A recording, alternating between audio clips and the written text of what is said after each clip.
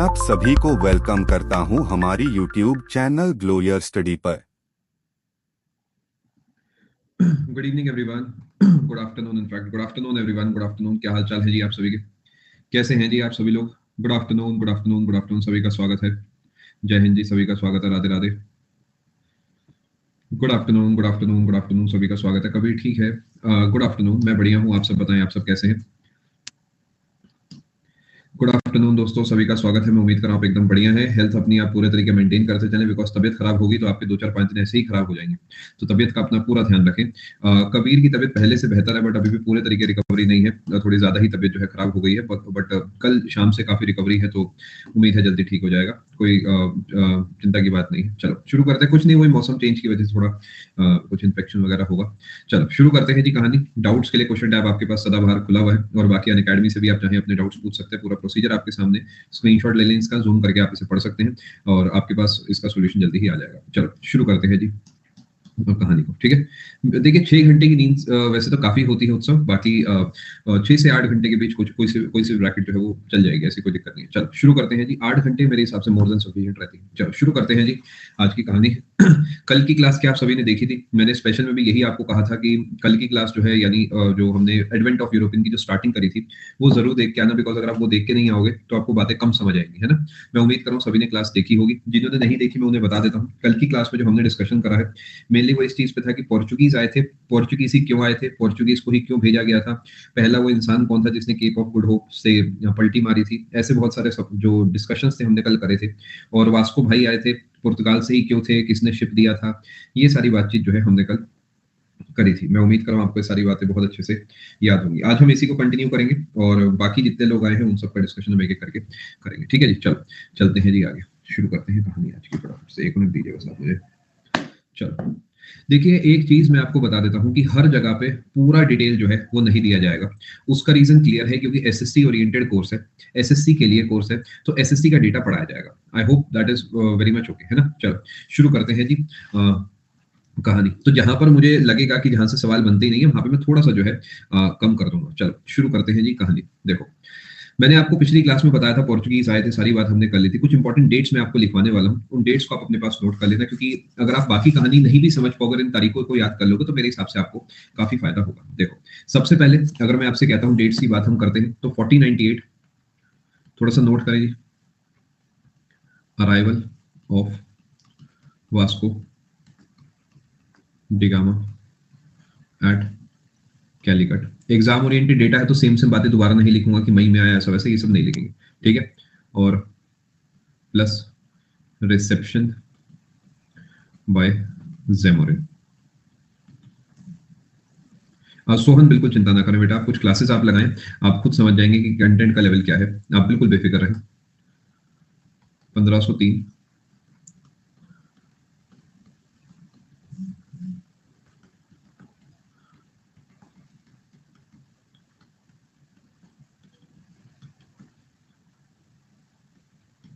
Please note करें। देखिए बाद में मैं समय नहीं दे पाऊंगा क्योंकि डेटा आप ही के लिए लिखा जा रहा है। प्लीज नोट करते चलें। ये फोर्ट है, फोर्ट मेरे हिसाब से दोबारा लिखना चाहिए गगन, क्योंकि रिवीजन में आपको काफी मदद होगी। और इसके अलावा हमारे लिए 1530 में गोवा बिगिन। गुड आफ्टरनून, सभी का स्वागत है, नमस्कार।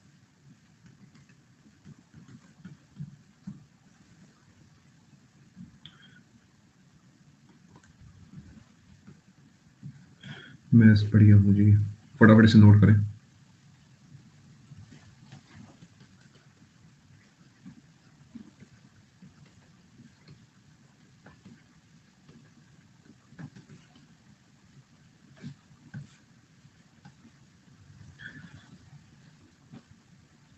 फटाफट नोट करें।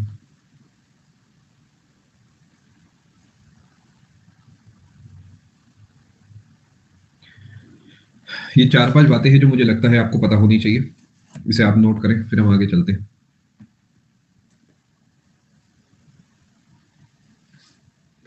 मैं उम्मीद कर रहा हूं आपने सब नोट कर लिया होगा। पोर्चुगीज ने कैप्चर कर लिया था दमन, क्यों का तो कोई अच्छा क्या लिखा आपने, दमन को कैप्चर कर लिया था पुर्तगालियों ने।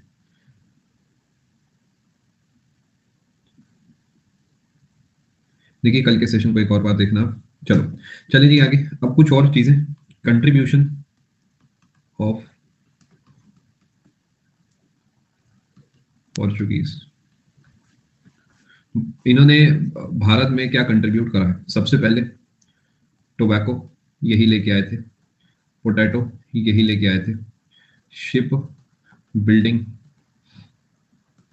टेक्निक्स यही लेके आए थे, और चर्चेस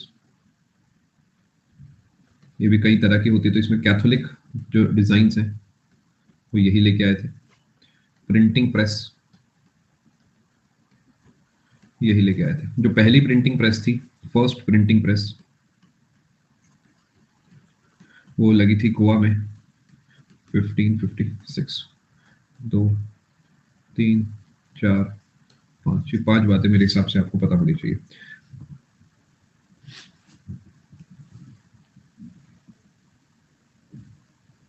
उज्जवल बेटा, अभी के लिए आपको इसके लिए इंटरनेट रेफर करना होगा, बिकॉज थोड़ा अभी के लिए हम इस जोन में हैं। मौका लगेगा तो मैं एंड में आपको बता दूंगा। सेम वही आपके लिए भी बेटा, बिकॉज अभी हम थोड़ा सा अंदर घुसे हैं इस टॉपिक के, तो मैं चाहता हूँ कि हम यहीं पे रुकें। इसे आप अपने नोट्स में के कोने पे डाउट के रूप में लिख लो, आराम से फोटोज देखोगे तो फोटोज से ही आप समझ जाओगे।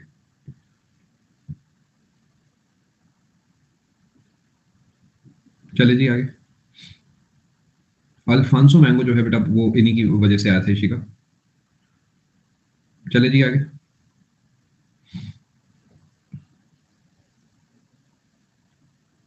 नहीं चीजी।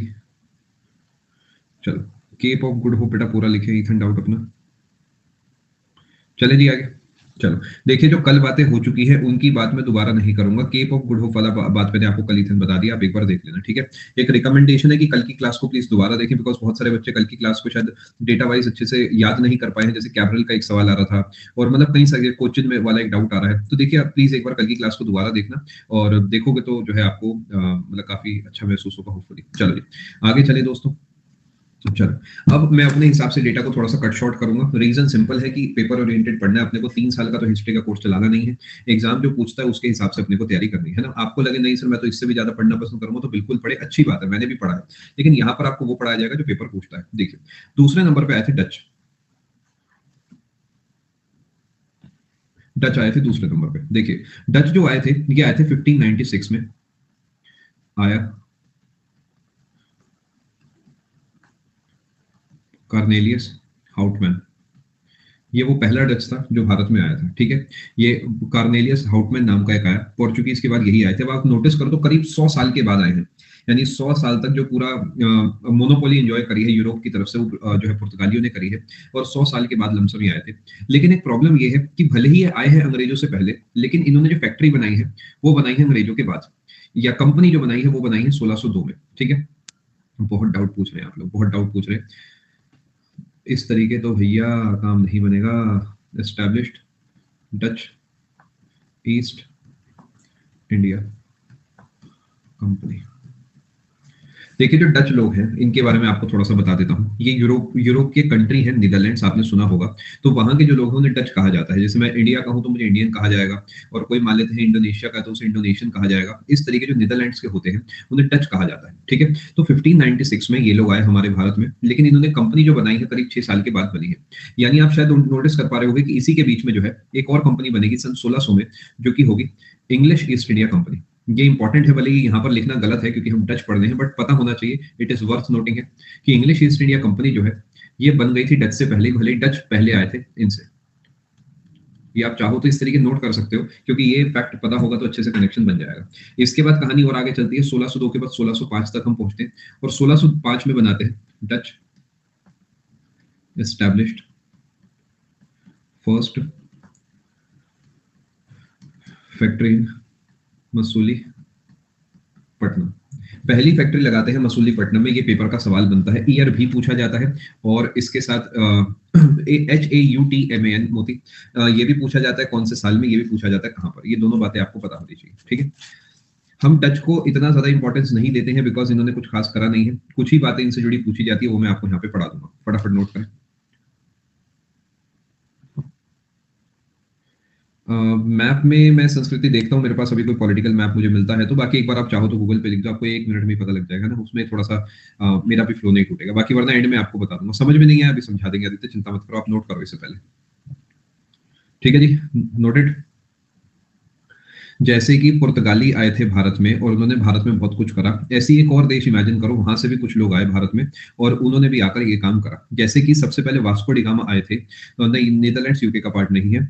जैसे सबसे पहले वास्को डी गामा आए थे, कहाँ से आए थे जी Vasco da Gama? Vasco da Gama आए थे अपना पोर्चुगल से। इसी तरीके जो हॉटमैन भाई हैं, ये आए थे पहले नीदरलैंड से इंसान, यानी पहले डच थे जो भारत में आए थे। ठीक है, ऑब्वियसली ये अकेले नहीं आए होंगे, इनके साथ बहुत बड़ा फ्लीट होगा, बट ये लीडर होंगे, ये मेन नेता होंगे उस जमाने के, तो इसी वजह से इनका नाम फेमस है। इन्होंने आने के करीब 6 साल के बाद डच ईस्ट इंडिया कंपनी बनाई और उसके 2 से 3 साल के अंदर इन्होंने अपनी पहली फैक्ट्री बना ली, क्योंकि कंपनी बनाई है तो ट्रेड करते होंगे, ट्रेड के लिए इन्हें जगह चाहिए होगी, तो इन्हें 3 साल के बाद इन्होंने फैक्ट्री अपनी बना ली। ठीक है, अब पेपर एक और सवाल यहाँ पे बनाता है कि मेनली डच जो है वो किस चीज में ट्रेड करा करते थे? डच मेनली 2 चीजों में ट्रेड करा करते थे, एक तो इंडिगो और एक कॉटन। देखिए इंडिगो भारत का बड़ा खास था, शायद आपने सुना होगा ये बात कि हमारे भारत का नील जो है वो बहुत बिकता था यूरोप में। उसका रीजन ये है कि जो हमारा इंडिगो है वो अलग से एकदम चमकदार रंग का होता है, यानी वो काफी विविड नेचर का होता है। विविड अगर आप अंग्रेजी के शब्द को समझते हैं, या फिर आप कहेंगे बहुत शार्प होता है, यानी आंखों पे एकदम चमकता हुआ आपको महसूस होता है। जब भी हम प्रिंट करते हैं कुछ, तो उसमें जो कंट्रास्ट है वो बहुत मैटर करता है। यानी मान लेते हैं एग्जाम्पल के तौर पे कि मेरे आप इस समय स्वेट शर्ट देख रहे हैं, इस पे ब्लैक पे अनअकैडमी व्हाइट से है तो ये क्लियरली दिख रहा है। ये व्हाइट की जगह पे मैं ग्रे कर दूंगा तो दिखेगा, बट उतना ज्यादा क्लियर नहीं दिखेगा। तो ये कलर कॉम्बिनेशन जो है ये मैटर करता है। तो इसी वजह से जो हमारा इंडिगो है ना वो एकदम चमक के निखर के आता था, वो कपड़ा जो है एकदम बढ़िया लगता था। और वहां का जो, क्योंकि वो इलाका जो है वो ऊपर की तरफ, अगर आप ध्यान से समझते हैं मैप को, तो यूके वगैरह तो कहीं ऊपर पड़ता है यहाँ पर, और भारत जो है वो यहाँ पर पड़ता है, ट्रॉपिक ऑफ कैंसर के ऊपर नीचे।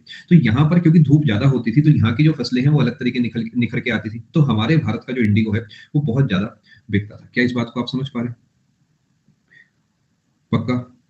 ठीक है, तो इसी वजह से इंडिगो की डिमांड आप देखोगे इतनी ज्यादा हुआ करती थी। लेकिन इंडिगो जो है वो पूरे तरीके खींच जाता था न्यूट्रिशन या फर्टिलिटी क्रॉप की। तो आपने ये भी सुना होगा कि इंडिगो की ज्यादा खेती से फसलें, बाकी फसलें नहीं उग पाती थी। इसी वजह से हम लोग एंड में इंडिगो नहीं उगाना चाहेंगे और ये लोग कहेंगे इंडिगो उगाओ, क्योंकि हम लोग अपने जमीन की कदर करते हैं। इन्हें उससे कोई फर्क नहीं पड़ता, इन्हें है कि अभी की फसल होगी, कल जो होगा तुम जानो। ठीक है जी, मैं उम्मीद करूंगा बात समझ गए। जी हाँ, इंडिगो का इस्तेमाल कपड़ों में होता है, बहुत चीजों में होता है। नील जो होता है ना, नील, देखिए एक चीज ओपियम होता है, ओपियम एक अलग चीज है, इंडिगो एक अलग चीज है। इंडिगो जो है वो नील है और कॉटन जो है वो कपास है। मैं उम्मीद कर रहा हूँ आप समझ गए। ये उजाला वाला इंडिगो ही है। उजाला वाला इंडिगो तो एक लिक्विड हो गया, जिस पानी के अंदर लिक्विड है, बट हाँ वैसा कॉन्सेप्ट आप समझ सकते हो। ठीक है, चलो चलो जी आगे चलते हैं। अब हुआ क्या कि इनके आने के साथ साथ एक और कंपनी भी आई, एक और लोग भी आए जो ब्रिटिशर्स थे। तो शुरू से ही ब्रिटिशर्स जो है इनके खिलाफ थे, क्योंकि ब्रिटिशर्स चाहते थे कि ये जो नील है और ये जो कपड़ा है इसका व्यापार हम लोग करें। समझ पा रहे हैं बात को? प्रिंस, इसका आंसर कल आपको मैं दे चुका हूँ, एक बार आप सेशन देखना। Only trade relation green. मैं उम्मीद करूँ यहाँ तक आप समझ गए। चलो फोकस करते हैं। अब ये जो है इन्होंने चलाए थे डच कॉइन्स, और क्योंकि गोल्ड के हुआ करते थे तो इन्हें जाना जाता था। ये पीसीएस लेवल का सवाल है, अगर पूछा गया तो क्या पता, बाकी भैया एसएससी भी कम नहीं है किसी से, क्या पता पूछ ले, तो इसलिए पढ़ा रहा हूँ। पेगोडा कॉइन्स कौन सी यूरोपियन पावर ने चलवाए थे? तो वो डच ने चलवाए थे। इन्होंने अपने सिक्के चलवाए जो गोल्ड के हुआ करते थे। अब गोल्ड के सिक्के जो है उन्हें पेगोडा कॉइन्स के नाम से जाना जाता था। इसे नोट करो आप अपने पास, काफी काम की बात है। ये मुश्किल सवाल बनता है।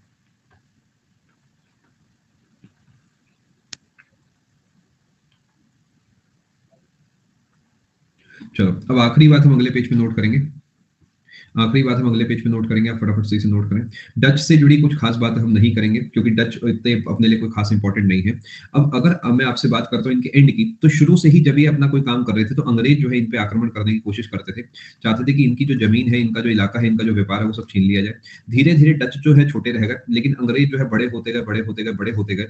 और अगर मैं आपसे बात करता हूँ 1759 की, तो 1759 तक तो जाते जाते अंग्रेज इतने बड़े हो गए थे कि उन्होंने बंगाल को अपने कब्जे में लेने की कोशिश कर ली थी, बहुत सारी बैटल्स को लड़ लिया था। तो 1759 में अंग्रेज इतने ताकतवर हो गए थे कि उन्होंने एक बैटल लड़ी डच से।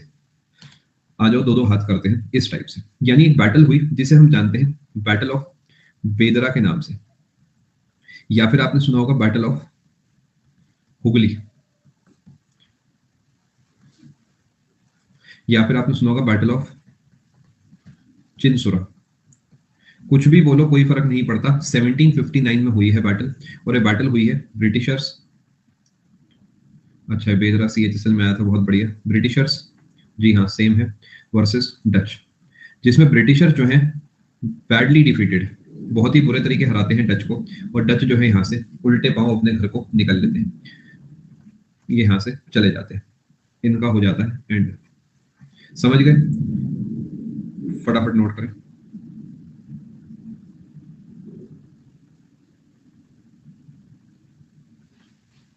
ये वेस्ट बंगाल वाले इलाके में हुआ था।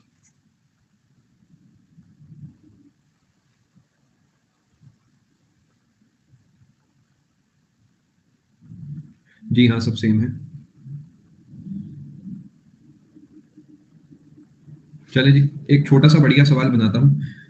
न जाने मेरे इलाके में लड़ाकू विमान कहाँ से आ गए हैं, मुझे आवाज आ रही है, मुझे आदत नहीं है ये सब सुनने की, क्योंकि यहाँ पे 5-10 साल में कभी कभार ही ऐसा होता है, तो अगर सेशन बीच में बंद हो जाए तो मेरी तरफ से अलविदा, याद रखना मेरी, ऑल दी बेस्ट आप सभी को। चलो खैर आगे चलते हैं, कुछ बढ़िया सवाल यहाँ से बन सकते हैं, देखिए क्या बन सकते हैं। कार्नेलियस हाउटमैन जो है, इन्हें कई तरीके से स्पेलिंग इसकी लिखी जा सकती है। कार्नेलियस हाउटमैन जो है ये पहले डच थे जो भारत में आए थे, शायद आपको पता होगा, अभी मैंने बताया है आपको। अगर आप इनका पूरा नाम देखो, इनकी एक आध स्पेलिंग और चलती है, तो आप स्पेलिंग में एक छोटा सा चेंज करना चाहो तो कर सकते हैं, वैसे कार्नेलियस भी सही है, एक और स्पेलिंग लिख देता हूं मैं आपके लिए, कॉर्नेलियस डी हाउटमैन, ये भी एक आप नाम ध्यान रख सकते हैं। ये वो थे जो पहले डच थे जो भारत में आए थे। भारत के साथ साथ अगले पेज पे चलता हूं, सवाल है dash was the first Dutch या डचमैन जैसा भी आप कहें टू रीच सुमत्रा इन 1596। मैंने हिंट छोड़ दिया आपके लिए ईयर के नाम पे, देखिए आप क्या आंसर देते हैं इसका। जी हाँ कात्यायनी, अलग अलग नाम से जानी जाती है, आंसर इसका सेम रहेगा। समझ गए कैसे सवाल बनते हैं भैया, कोई आ रहा है तो सब जगह जाएगा ना, उसके लिए भारत के अलावा बहुत कुछ, देखिए तो बाद की बातें है ना, कि आपको बाद में पता लगा भारत ही सबसे बड़ा मुनाफे वाला अपना सौदा है, तो शुरू में तो जो है सब जगह अटैक होते हैं। तो इस 1596 में यही आया था जो भारत, सुमत्रा, बैंटम, इन सब इलाकों में घूमने आया था, और धीरे धीरे इसने भारत को देखा, भारत पे पकड़ बना ली। सुमत्रा आज के समय आपको इंडोनेशिया में देखने को मिलता है, सुमत्रा आइलैंड, जावा आइलैंड, ये इंडोनेशिया का हिस्सा है, शायद आपने सुना होगा ये बात कभी। ठीक है जी, समझ गए सभी लोग बात को, एक बार फटाफट से रिकैप देता हूं। मैंने आपको जो बताया है वो ये है कि ये सब बातें अब चली पुरानी है, इसकी बात नहीं करेंगे। 1596 में हाउटमैन भाई आए, जो कि भारत, सुमत्रा, इस इलाके में सबसे आने वाले सबसे पहले इंसान थे। मसूलीपट्टनम, ये आंध्रा वाला इलाका है, आंध्र प्रदेश में इन्होंने अपनी पहली फैक्ट्री लगाई। क्या यहाँ तक आप बात समझ पा रहे हैं? जिसे नहीं पता उसके लिए लिख देता हूँ, डच का मतलब है नीदरलैंड। ठीक है जी, लिख दिया है, जिससे आपको जरा सा भी डाउट ना हो। क्या यहाँ तक आप बात समझ पाए दोस्तों? धीरे धीरे कहानी आगे बढ़ी, बट इनकी कहानी कहीं नहीं पहुंची, क्योंकि ये इतनी बढ़िया पकड़ अपनी नहीं बना पाए, और धीरे धीरे इन्हें अंग्रेजों ने जो है दबा गए, इन्हें अंग्रेज, और एक बैटल हुई जिसमें अंग्रेजों ने इन्हें पूरे तरीके वापसी भेज दिया। जी हाँ, इन्होंने काफी ज्यादा एक्सपेंशन करा था, साउथ से एक्सपेंशन मेनली करा था इन्होंने, और इन्होंने और भी बहुत, जैसे यूपी है, यूपी के अंदर, गुजरात के अंदर, बंगाल के अंदर, बिहार के अंदर, सब जगह इन्होंने अपनी फैक्ट्रीज लगाई थी। बट अपने लिए जो काम की बातें हैं मैंने आपके लिए लिख दी। ठीक है जी, क्या यहाँ तक आप बात समझ पाए हैं दोस्तों? आपका मैसेज बेटा नहीं देखा मैंने। देखिए मैक्सिमम प्रॉफिट जो है ना, वो तो यूरोपियंस में, देखिए ब्रिटिशर्स ही वैसे कमा के गए हैं, बिकॉज ब्रिटिशर्स ने तो लिटरली लूटा है। मतलब उनकी डिक्शनरी में जो लूट वर्ड है ना, वो समझ रहे हो ना कहाँ से आया? भारत से आया। मतलब ब्रिटिशर्स तो इतना लूटेंगे कि देश को खाली कर देंगे, बट देश थोड़ी ऐसे खाली होता है। चलो फिर आगे चलते हैं, मैं उम्मीद कर रहा हूँ यहाँ तक आप बात पूरे तरीके समझ पाए हैं। आगे चलते हैं जी, अब बुलाते हैं एक विलन को। एक विलन का नाम है ब्रिटिशर्स। जितनी बुराई करो उतनी कम है, थोड़ी सी आज करूंगा, थोड़ी थोड़ी रोज करूंगा, क्योंकि काफी सारी बुराइयां हैं इनकी, तो ऐसा तो है नहीं कि आज ही सब कुछ पढ़ा दूंगा, थोड़ा थोड़ा थोड़ा थोड़ा करके समझाऊंगा। ठीक है, चलो सबसे पहले बात करते हैं आपसे ब्रिटिशर्स के बारे में। हम कई लेवल पे हम इस चीज की बात करेंगे, ब्रिटिशर्स थोड़ा समझने की कोशिश करते हैं। देखिए बहुत सारे सवाल पेपर बनाता है, एक सवाल बनता है कि थॉमस रो कौन है, राल्फ फिंच कौन है, जॉन मिल्टन हॉल कौन है, कैप्टन हॉकिंस कौन है। बहुत सारे बच्चों को ना इनके नामों में कंफ्यूजन रहती है कि है कौन, कहाँ से आया है, मतलब किसके टाइम पे कौन आया। तो ये चीज बड़े प्रॉपर्ली मैं आपको यहाँ पे लिखवाने की कोशिश करूंगा। ठीक है, देखिए बात कुछ ऐसी है कि 1599 में भारत घूमने एक इंसान आया था जिसका नाम था जॉन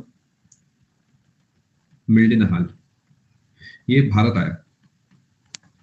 अब ये मुझे बताने की जरूरत नहीं है कि जब ये आया था उस समय जो मुगल बादशाह है वो कौन होगा जी। पहले इसलिए पढ़ा है जिससे कि आपको कंफ्यूजन ना हो, वो होगा अकबर, है ना, 1605 से पहले आया तो अकबर होगा। तो ये भी पेपर सवाल बना सकता है कि the first Britisher came during the reign of क्या, तो आपका अकबर उसका आंसर होगा। ठीक है जी। अब ये पहला ब्रिटिशर था जो भारत आया था। अब थोड़ा समझने की कोशिश करते हैं, भारत आया, इसे बढ़िया लगा भारत, इसने कहा यहाँ का जो एयर क्वालिटी इंडेक्स है सब बढ़िया ही है, अभी दिल्ली नहीं गया होगा ना, या तो अब इसने कहा सब बढ़िया है, यहाँ पर आके बसते हैं, अपने लंग्स को खराब करते हैं। तो अभी वापसी किया, इसने कहा भाई लाओ चिट्ठी कहाँ है हमारी। अब देखिए समझने की कोशिश करते हैं। देखो दिल्ली की बुराई इसलिए करता हूँ थोड़ी सी, क्योंकि दिल्ली अपना ही है ना, तो दिल पे मत लगाना। अब अपनों की तो बुराई कर ही सकते हैं, धीरे धीरे हो जाएगा ठीक, क्या जा रहा है। चलो 1599 जॉन मिल्डरनहल भारत आया, और उस समय मुगल बादशाह हुआ करता था अकबर। अब उस समय जो ब्रिटिश बादशाह थी, यानी ब्रिटिश क्राउन जो था, वो थी क्वीन एलिजाबेथ टेलर प्रथम। ये दोनों बातें हमें पता होनी चाहिए। ठीक है जी। अब ये जो है मुगल बादशाह अकबर और ब्रिटिश क्राउन, मैंने आपको सारी बात बता दी, समझ गए जी? क्या यहाँ तक बात समझ पाए? अरे भैया रैल्फ फिंच सब बताता हूँ, सब्र रखो। देखो ब्रिटिश क्राउन का मतलब है कि जो मेन हेड कौन है वहां का। देखिए जैसे हमारे देश में प्रेसिडेंट हेड होता है, और उसके पास यहाँ पर लोकसभा राज्यसभा दोनों होती है, और प्रेसिडेंट सारे फैसले लेता है भारत के, इंडिया के। इसी तरीके जो ब्रिटेन है, वहां पर जो क्वीन है या वहां का जो किंग है वो हेड होता है। ठीक है। और इसके पास, जैसे कि हमारे पास एक पीएम है, ऐसे ही क्वीन के पास एक पीएम होता है। जैसे हमारे पास 2 हाउसेज है, ऐसे ही इसके पास 2 हाउसेज है। जैसे ये कि डेमोक्रेसी है भारत, ये भी एक डेमोक्रेसी है। बट फर्क ये है कि जो इसका हेड है वो एक क्वीन है, जो कि एक परिवार को बिलोंग करता है ना। और यहाँ पर जो प्रेसिडेंट है ये हमने इलेक्ट करा है, भले इनडायरेक्टली। इसी वजह से भारत जो है वो एक रिपब्लिक बन जाता है, और ये जो है वो एक तरीके की मोनार्की बन जाता है। फर्क आप समझ गए? इसमें मैं आपको पॉलिटी में डिटेल में बताऊंगा, बट समझना जो है मेरे हिसाब से जरूरी है। ठीक है। अब आप कहोगे सर इन्हीं को क्यों चुना जाता है? देखो मैं भी बचपन से इस बात से चिढ़ता हूँ, बट कुछ हो नहीं सकता ना। अब वो है परिवार तो है, हम सभी चाहते हैं कि अरे हमारा भी एक बकिंगम पैलेस हो, लेकिन क्या कर सकते हैं, अब जो है ठीक है, क्या दिक्कत की बात है। चलो मैं उम्मीद करूँ यहाँ तक आप बात समझ गए। मैं आपको फिर से बताता हूं, जैसे कि भारत के अंदर जो हेड है वो प्रेसिडेंट होता है, जो कि इलेक्ट करा जाता है। ऐसे ही जो इंग्लैंड है, थोड़ा बहुत पता होना चाहिए तभी पढ़ने में मजा आएगा। इसका जो हेड है वो वहां की क्वीन या फिर किंग होता है। अभी मैटर ऑफ चांस है कि उस समय क्वीन थी, तो क्वीन की बात हम कर रहे हैं। ये इलेक्ट नहीं होता, ये फैमिली को बिलोंग करता है, जिसे फैमिली को हम रॉयल फैमिली बोलते हैं। अपने मुंह में मिट्ठू होने वाली बात है, खुद को ही रॉयल कह दिया। ऑब्वियसली इन्होंने ही कहा होगा कि हम रॉयल फैमिली है, तो बस चलो अपने को क्या है। अब इसके पास क्या है, यहाँ पर एक पीएम होता है, और पीएम जो है सरकार का हेड होता है, और सरकार के नाम पे हम पे लोकसभा राज्यसभा 2 चीजें हैं। ऐसे ही यहाँ पर भी एक पीएम होता है, और उसके बाद यहाँ पर भी 2 हाउसेस होते हैं। जैसे अपने पास लोकसभा है, ऐसे यहाँ पर कॉमन्स है, यहाँ पर राज्यसभा, यहाँ पर लॉर्ड्स है, इस तरह के फैंसी नाम होते हैं। ठीक है। क्या समझ गए फर्क क्या है? क्योंकि हमारा जो देश का हेड है वो एक इलेक्टेड पर्सन है, तो ये हमारा जो देश है वो एक रिपब्लिक है। क्योंकि इनका जो हेड है वो एक फैमिली को बिलोंग करता है, तो ये एक मोनार्की हो गई। लेकिन ये भी एक डेमोक्रेसी है, ये भी एक डेमोक्रेसी है, क्योंकि डेमोक्रेसी का मतलब होता है लोग अपनी पसंद से जो है नेताओं को चुनते हैं। यहाँ पर भी ऐसे ही होता है। फर्क आप समझ पा रहे हैं? कंफर्म करें। अच्छा, इस वजह से नहीं समझ आ पा रहा कि कोई कह रहा है नेटफ्लिक्स पे एक सीरीज है, कोई कह रहा है किसकी कौन सी क्या, फिर कहेंगे कुछ पल्ले नहीं पड़ा, थोड़ा स्लो बताओ क्या बात है। सुना होगा, मैं जागता हूँ तो मेरी किस्मत सो जाती है, मैं देर करता नहीं देर हो जाती है। वो देर इसलिए होती है बेटा क्योंकि तुम्हारा ध्यान सेशन पे कम होता है। 1599 में ऐसा ऐसा सब हुआ। रिपब्लिक का मतलब एक ऐसा देश, एक ऐसा स्टेट जिसका हेड इलेक्टेड हो, जैसे कि भारत। ठीक है। अब भले ही जॉन मिल्डनहाल भारत आया है, लेकिन सबसे पहला वो इंसान जो अकबर से मिलने गया था उसका नाम था रैल्फ फिंच। रॉल्फ फिंच भी कह सकते हो, मुझे कोई फर्क नहीं पड़ता। ये वो है जो विजिटेड अकबर। क्या बात आप समझ पा रहे हैं? भैया जॉन मिल्डनहाल अलग तो आया नहीं होगा। अब तुम्हें कहीं पड़ोस तक भी जाना है तो तुम कोशिश करते हो एक आदमी को साथ लेके जाओ, है ना। तो ये अकेला तो वहां से आ नहीं गया होगा धक्के खाता हुआ, तो ये कई लोगों को अपने साथ लाया होगा, कई सारे बड़े लोग होंगे। तो उसमें एक इंसान जॉन मिल्डनहाल था, एक इंसान रैल्फ फिंच था, और भी बथेरे लोग थे, लेकिन अपने काम का बस इतना ही है। ठीक है जी। अब ये आया, सारी बात हुई अच्छे से, इसने इंप्रेस करा अकबर को, सारी बातें सही चली। और वापसी जाने के बाद ये क्वीन से मिला, अपनी पूरी एक टीम बनाई, और टीम बनाने के बाद कहा कि हम जो है एक टीम है, और क्वीन तुम हाँ कर दो। उसने कहा किस बात के लिए? तुम हमें दे दो एक चार्टर। क्या चार्टर? नहीं, चार्टर दे दो, और इस चार्टर में कह दो कि एक कंपनी है जिसका नाम है इंग्लिश ईस्ट इंडिया कंपनी, और हमें दे दो एक monopoly, granted monopoly of trade in India. समझ गए? यानी इंग्लैंड की तरफ से सिर्फ और सिर्फ ये कंपनी होगी जो भारत से लेन देन करेगी। Is the point clear? But वो क्वीन जो है वो इंग्लैंड की क्वीन है, तो वो जाकर पोर्चुगीज को वापसी नहीं ला सकती, क्योंकि वो एक अलग देश है। यानी भारत ने कहा कि हे डीआरडीओ, तुम मिसाइलें बनाओ, तुम्हारे अलावा और कोई मिसाइलें नहीं बनाएगा, है ना। लेकिन ये भारत से ही जुड़ी बात होगी ना। अगर कोई मान लेते हैं चाइना में मिसाइल बनाता है तो उसमें भारत की सरकार कुछ भी नहीं कर सकती। तो यानी जो इंग्लैंड की क्वीन थी, क्वीन एलिजाबेथ टेलर, उसने कहा कि मैं कंपनी बनाती हूँ और मैं इस कागज पे साइन करके देती हूँ कि भारत की तरफ से यानी इंग्लैंड की तरफ से सिर्फ तुम ही तुम हो और कोई नहीं होगा। क्या इस बात को आप समझ पा रहे हैं? यानी अगर इस पे बात आप पढ़ोगे क्या लिखी है, तो इस पे ये लिखा होगा कि हमारी तरफ से तुम और सिर्फ तुम हो और कोई नहीं। चार्टर का मतलब होता है एक बस फॉर्मल डॉक्यूमेंट, डॉक्यूमेंट समझ सकते हैं प्रीति। क्या बात को आप समझ पा रहे हैं? ये सब मिलके डिमांड कर रहे हैं। वही एक कंपनी बनी थी मिलके, मर्चेंट एडवेंचर्स के नाम से उसे जानते हैं, नॉट वेरी इंपॉर्टेंट, बट वो कंपनी गई थी इनके पास, ठीक है। क्या बात को आप समझ पाए? भी रिपीट कर देंगे, चिंता मत करो। कह सकते हैं गुड्डू, बिल्कुल। चलें आगे, चले भाई। और गुड्डू, जौनपुर के क्या हाल है? चलो आगे चलते हैं। अरे तुम्हारी टांग क्यों नहीं ठीक हो रही? तुम्हें शुगर तो नहीं है? इतनी लंबी सीरीज मैंने देखी, तुम्हारी टांग ही नहीं ठीक हुई यार, चेक कराओ यार। चलो आगे चलते हैं। क्वीन का नाम मैं यहाँ पे लिख देता हूँ, एलिजाबेथ टेलर प्रथम, ठीक है। ये आपको क्वीन का नाम पता होना चाहिए, दिस इज वेरी इंपॉर्टेंट। चले दोस्तों आगे, मैं उम्मीद कर रहा हूँ आप सीख पा रहे हैं। थोड़ा बहुत कंफ्यूजन होगा बट विद टाइम जो है ये चीजें ठीक हो जाएगी, ठीक है। आगे चले, चलो। जब अकबर की मृत्यु हुई तो कौन आएगा, याद करो। तो आएगा जहांगीर। तो जहांगीर से मिलने एक और इंसान आएगा, यहां पर मैं लिख देता हूं आपके लिए, कैप्टन विलियम हॉकिंस। ये मिलने आएगा जहांगीर से। समझ गए ना कि जो मुगल बादशाह है उसे आके इंप्रेस करते हैं। फटाफट नोट करें। बिल्कुल कह सकते हैं स्टूडियस, बिल्कुल कह सकते हैं। सब बताता हूँ बेटा, थोड़ा सा देखो, सब्र रखो, थोड़ा सब्र रखो। आप क्या कर रहे हैं, जल्दबाजी कर रहे हैं, थोड़ा सब्र रखें। आपको समझना होगा कि कहानी अभी जो है शुरू हुई है, अभी खत्म नहीं हुई है ना, तो थोड़ा प्लीज सब्र रखें, ठीक है जी। अब यहाँ से कैप्टन विलियम हॉकिंस आके इससे मिलेगा और इसके बाद 1608 में आके इससे मिलेगा और धीरे धीरे धीरे धीरे अंग्रेज अपनी पकड़ बनाएंगे। अब कहानी क्या है मैं आपको समझा देता हूँ। मैं आपको दो लेवल में चीजों को पढ़ाऊंगा, ठीक है। अभी के लिए हम जो इंग्लिश की बात करेंगे बहुत लिमिटेड बात करेंगे, मुश्किल से एक पेज में हम इसे खत्म कर देंगे। मैं आपको अपना तरीका बता देता हूँ पढ़ाने का। हम यहाँ पर अभी पढ़ रहे थे पोर्चुगीज, हमने उसके बारे में थोड़ा थोड़ा पढ़ा, पूरा कर दिया। उसके बाद हमने डच पढ़ा, थोड़ा थोड़ा पढ़ा, पूरा कर दिया, उसमें उतना ही था। ब्रिटिशर्स में इतना है कि मैं कम से कम अभी 10 सेशन इस पे लगाने वाला हूँ, because modern history is Britishers का जो एडवेंट है, अत्याचार है, फिर आजादी है, तो हम उसमें से भी थोड़ा सा ही पढ़ेंगे, जरा सा, एक पेज दो पेज। उसके बाद हम ऐसे डैनिश के बारे में पढ़ेंगे, जो डेम्स होते हैं उनके बारे में पढ़ेंगे, और ऐसे ऐसे करके हम फ्रेंच के बारे में पढ़ के इसे पैक कर देंगे। पैक करने के बाद मैं आपको बताऊंगा कि हमने अंग्रेजों के बारे में क्या क्या पढ़ना है, कैसे कैसे पढ़ना है, फिर हम अंग्रेजों को और डिटेल में पढ़ेंगे। क्या बात को आप समझ पा रहे हैं? ठीक है। ये मैंने आपको इसलिए समझा जिससे कि आपको समझ आ जाए जी क्या तरीका है मेरा पढ़ाने का। चलो आगे चलते हैं। तो ये मत समझना कि यहाँ पे डेटा कम है ज्यादा है, डेटा अभी के लिए कम ही चलेगा, बिकॉज अभी बस एक इंट्रो चल रहा है इन सबका। चलो आगे चलते हैं। कैप्टन विलियम हॉकिंस आए 1608 में जहांगीर के पास, चाहो तो नोट कर लो, ठीक है। और 1608 में जहांगीर के पास जब ये आए, हाँ थॉमस रो भी मिला था। क्या बात कर रहे हो? अरे मेरे थॉमस द ट्रेन, अभी के लिए इधर पढ़ लो। तुम क्या बातें कर रहे हो? दो चार बातें तुम लोगों को पता होती है, उन्हीं दो चार बातों को ही पीटते रहते हो सभी सेशन में, क्यों मेरे हत्थे चढ़ रहे हो?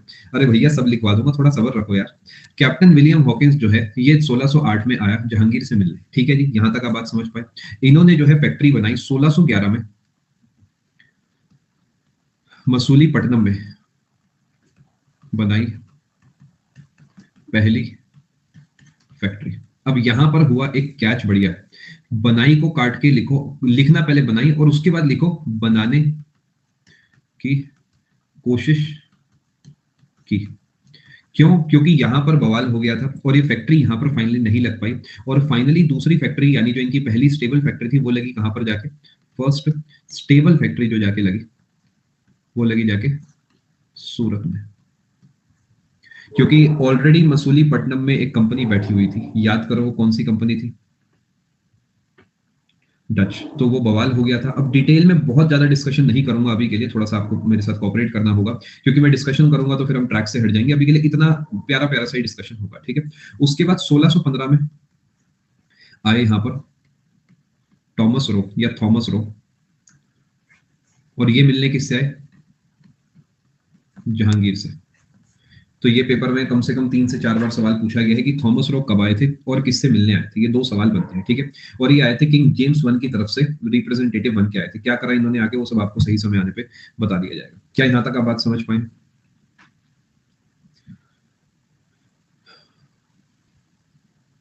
थोड़ा सा बस आपको रूबरू करा रहा हूं मैं सभी से, धीरे धीरे करके हम आगे चलेंगे। नेम्स में तो अभी से ही कंफ्यूज, अभी तो कंफ्यूजन होगा ना संस्कृति, आप चिंता मत करो, थोड़ा समय दो आप मुझे, सब आ जाएगा समझ। फैक्ट्री मैंने बनाई फैक्ट्री मैंने बनाई बेटा। यहाँ पर सब कुछ ब्रिटिशर्स का बता रहा हूँ ना, तो ब्रिटिशर्स ने बनाई होगी, ब्रिटिशर्स ने। हम्म,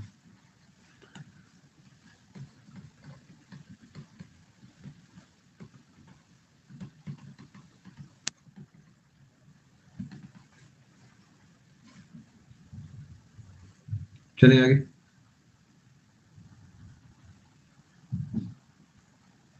एंशियंट अभी कम से कम 10 सेशन के बाद स्टार्ट होगी। देखिए सचिन मसूलीपट्टनम में नहीं बना पाए तो शिफ्ट करके उसे सूरत में बनाने की कोशिश करें, ठीक है। चलो आगे चलते हैं जी। अब थोड़ा समझने की कोशिश करेंगे। यहाँ पर पोर्चुगल और इंग्लैंड या आप कहें ब्रिटेन के बीच में एक रिश्ता कायम होता है जब ब्रिटेन का जो प्रिंस है, जिसका नाम था प्रिंस चार्ल्स, इसकी शादी होती है पोर्चुगल की प्रिंसेस से जिसका नाम है मिस ब्रिगेंजा, यानी कैथरीन ब्रिगेंजा। इनकी आपस में होती है शादी। मिस ब्रिगेंजा जो है इनकी शादी होती है किससे? प्रिंस चार्ल्स से, कैथरीन ब्रिगेंजा। इनकी आपस में शादी हो जाती है। इसे हटा देता हूं, दिल क्या करेगा इसमें, शादी लिखते हैं सीधा।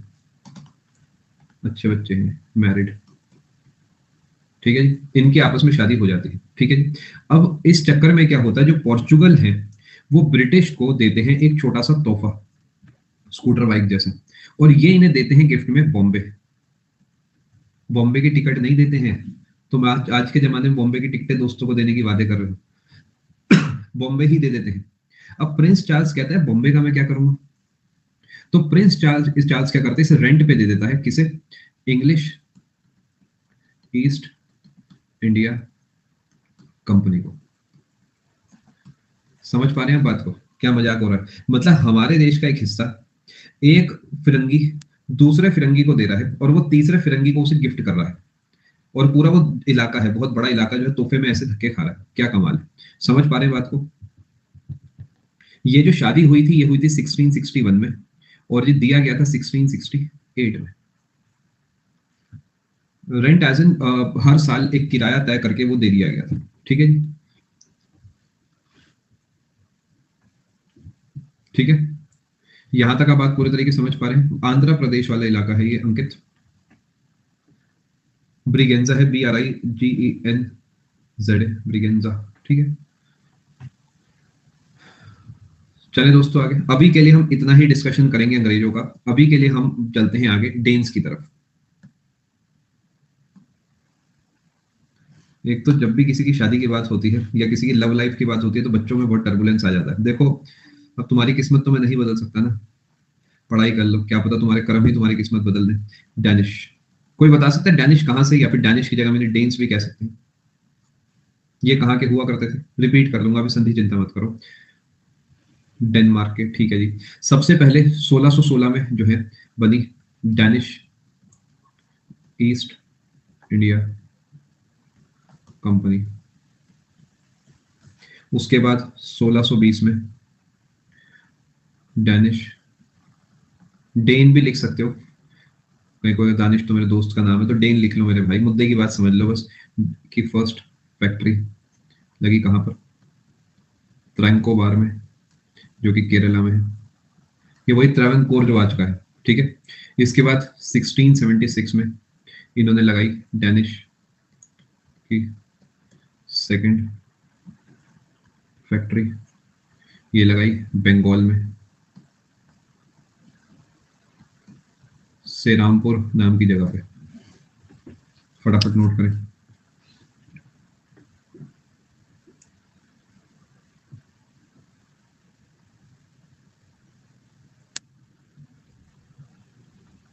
जी हाँ बिल्कुल, चीजी। आप मुझे फ्रेंच बिल्कुल भेज देना, और एक बार लिख देना मतलब किस चीज की पढ़ाई है वो, समझा दूंगा बेटा, अभी नोट तो करो। हाँ यस होगी। डैनिश मतलब डेन्स, डेन्स जैसे इंडिया वाले इंडियंस हैं ऐसे।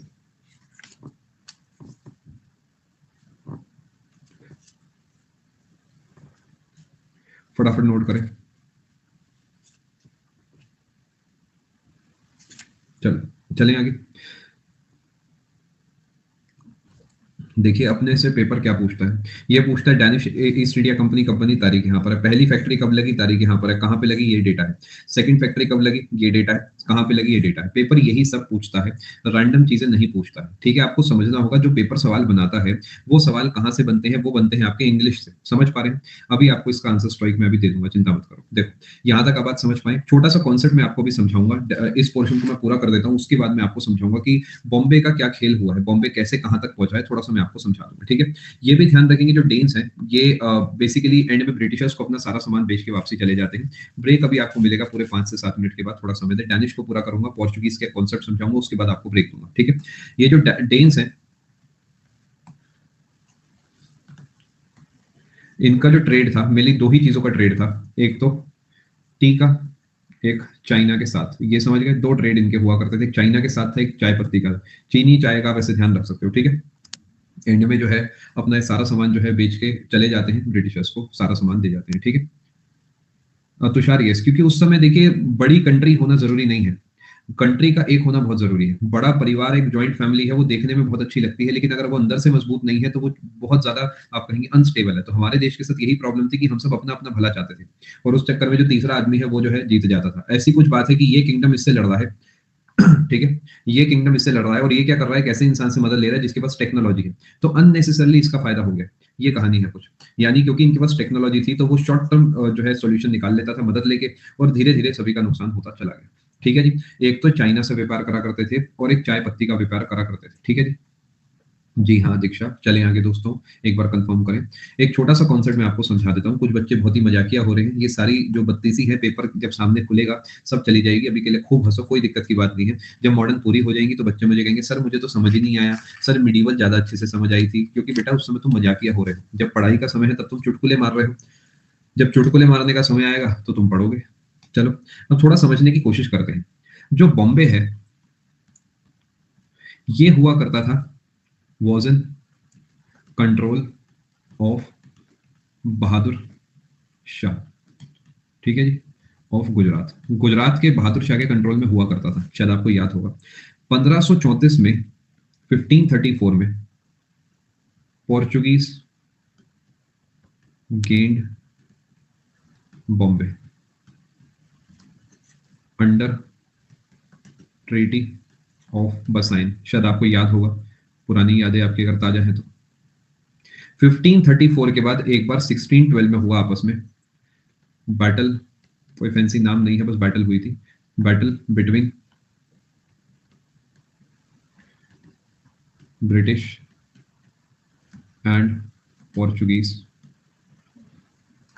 Eight Surat for possession of Bombay. लेकिन इसमें पुर्तगाली जो है कमजोर हो गए थे, लेकिन फिर भी बॉम्बे हाथ से छूटा नहीं था। तो ब्रिटिशर्स ने दिमाग लगाया कि इस तरीके नहीं तो उस तरीके सही, यहाँ पर क्या हुआ, वही मैरिज एंड बॉम्बे हुआ ब्रिटिशर्स का। समझ गए जी? अब तो क्लियर है। थोड़ा सब्र रखना पड़ेगा ना, सब्र नहीं रखेंगे तो नुकसान रहेगा। 1668 में तो देखिए उनका इंटरनल ट्रांसफर हुआ ना चीजी, ब्रिटिशर्स के पास तो शादी होने के अगले दिन आ गया। समझ पा रहे हैं? यानी कुछ ऐसी कहानी है कि मान लेते हैं कि मैं आपको कोई गिफ्ट देता हूँ और उस गिफ्ट में मैं आपको एक नोटबुक देता हूँ और आप अपने छोटे भाई को उसे 1 हफ्ते के बाद देते हैं, तो आपके घर में तो वो चीज कल ही आ गई ना। अब आप इंटरनली उसका क्या करते हैं वो आपकी अपनी सिरदर्दी है। चलें आगे दोस्तों, क्या ये पूरा पेज आप समझ गए? देखिए सब्र रखना पड़ेगा वरना होगा कुछ नहीं। जो आप कमेंट कर रहे हैं, आपसे ज्यादा बच्चे चुपचाप बैठ के 2 घंटे सेशन लगा रहे हैं और वो आपसे ज्यादा सीख के जा रहे हैं। उसका रीजन सिंपल है, क्योंकि वो सिर्फ पढ़ रहे हैं, आप जो है चुटकुले मार रहे हैं, कोई फायदा नहीं है। जो स्कूल के दोस्त नहीं बचे वो ये बच जाएंगे क्या? सोच के देखना जरा, अब तो समझो। आपस में फूट डलवा दूंगा मैं। देखो ब्रिटिशर्स पढ़ा रहा हूँ, इनका डिवाइड एंड रूल मैंने बहुत अच्छे से पढ़ा, फोकस कर लो जरा इधर। चला, आपको मैं दे रहा हूँ पूरे 2 मिनट का ब्रेक, उसके बाद हम जो है आगे चलेंगे और हम फ्रेंच की बात करेंगे। फ्रेंच जो है 1 से 2 पेज का टॉपिक है, उसके बाद हम पूरे तरीके शिफ्ट कर जाएंगे डिटेल्ड डिस्कशन में इन सब चीजों की। ठीक है जी, 2 मिनट का ब्रेक आपका यहाँ पर शुरू होता है, आप सेशन में बने रहें। देखिए जीता पोर्चुगीज था, लेकिन फिर भी कमजोरियां पोर्चुगीज की जो है पता लग गई थी, तो बॉम्बे इन्हीं के पास रहा था, लेकिन धीरे धीरे कमजोर हो गया था पुर्तगाल। चलो ठीक है जी, बहुत बहुत शुक्रिया आपका मीडियो साहब, बहुत बहुत शुक्रिया। चलिए आप सेशन में बने रहें दोस्तों, मैं आपसे पूरे के पूरे 2 मिनट के बाद मुलाकात करता हूँ।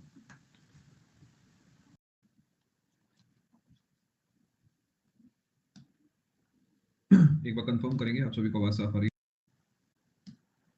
चलो चलते हैं जी आगे। मैं उम्मीद कर रहा हूँ पेज आप पूरी तरीके से समझ चुके होंगे, आने में थोड़ा सा मुझे एक्स्ट्रा समय लग गया। चलो ठीक है, यहाँ तक मैं उम्मीद कर रहा हूँ सारी बात अच्छे से समझ चुके हैं। आखिरी हमारा छोटा सा एक भाई बचा है, उसकी और बात कर लेते हैं, वो है फ्रेंच।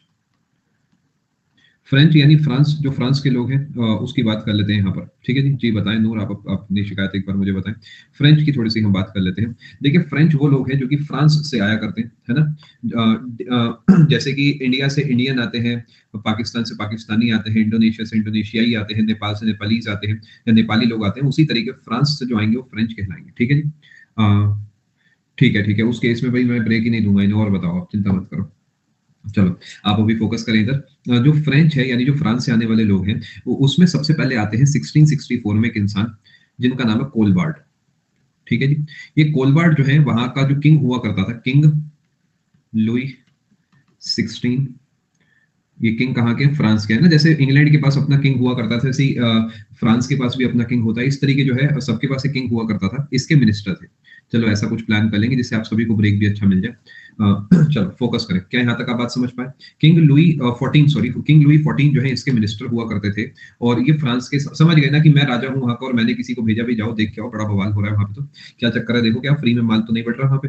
तो जो है यहाँ से कोलबार्ड को भेजा फ्रांस के लोग, फ्रांस ने, और कहा भी जाओ देखो क्या हो रहा है। ठीक है। और इन्होंने आते ही यहाँ पर एक कंपनी बना दी, 1664 में बनी फ्रेंच ईस्ट इंडिया कंपनी। अरे भैया अब इधर आ जाओ फटाफट से तुम लोग। कोलवार्ड, ठीक, हर बार यही पॉइंट होता है जब पीछे रहते हो। जो पहले कोर्स को देख चुके हैं वो इस बात को याद करो और फोकस करो। सिर्फ नोट्स में लिखने से काम नहीं बनेगा, नोट्स अगर आपके बने भी हुए हैं तो आपकी जिम्मेदारी है इन चीजों को अपने दिमाग में प्रिंट करना। 1664 में बनी फ्रेंच ईस्ट इंडिया कंपनी, और कोलबार्ड नहीं आके इसे बनाया, ध्यान रखेंगे। 1668 या 1667 जो भी लिखना चाहो एक ही बात है, 1667 या 1668 में बनी फर्स्ट फ्रेंच फैक्ट्री। ये किंग लुई 14 का मिनिस्टर, ठीक है। Colbert was minister of king, जैसे चाहो वैसे लिख लो, कंफ्यूजन नहीं होना चाहिए। ये बनाई किसने? By Francois Caron. ये इंपॉर्टेंट नाम है, नोट कर लो। Mainly inventory green. अच्छा किंग लुई का क्वेश्चन आया था, ठीक है। बिल्कुल सही, एंटी मैटर, फटाफट नोट करें।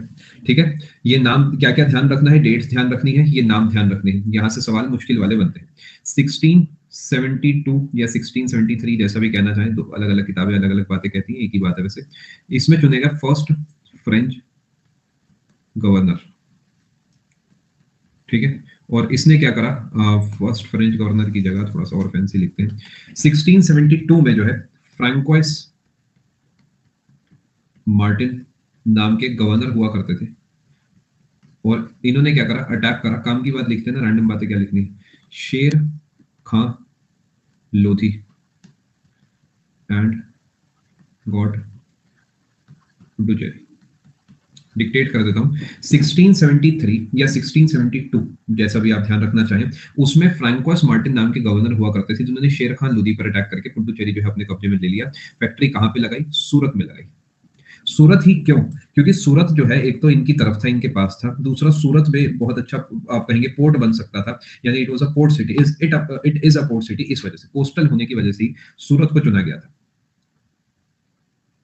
मैंने कि आगे चल के इसे लिखवा दूंगा, अभी तो मैं एक इंपॉर्टेंट डिस्कशन आपसे करने वाला हूं, और चाहे तो आप ये खुद भी लिख सकते हैं, बाकी मैं भी कभी आपको रिवाइज करा दूंगा। मेरे हिसाब से डेट ज्यादा इंपॉर्टेंट, अग्री। नाम मुश्किल, अगर आप देखो स्टेट लेवल जा रहे हो तो नाम भी याद रखो, बाकी डेट से जनरली काम बन जाता है।